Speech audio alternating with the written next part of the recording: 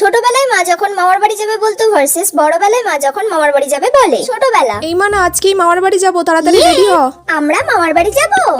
যাবো তো, একটু পরেই বেরোবো। আমার তো খুব মজা হচ্ছে, কতদিন পর আমি মামার বাড়ি যাব।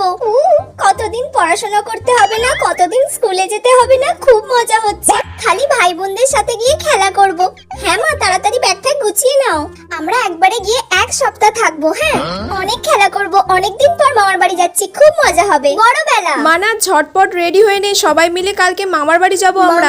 মামার বাড়ি গেলে তো রাহুলের সঙ্গে অনেকদিন দেখাই হয় না আমার। না মা, এখন মামার বাড়ি যাব না। সবাই যাবে, তুই একা একা বাড়িতে থাকবি নাকি? কিছু একটা বলে ম্যানেজ করি। আরে কাল আমার এক্সট্রা ক্লাস আছে আর পড়াও আছে। স্যার বলেছে কালকে সাজেশন দেবে, সবাইকে যেতে বলেছেন। এবার না গেলে তো আমি সাজেশনও পাবো না, আর কেউ সাজেশনও দেবে না আমাকে।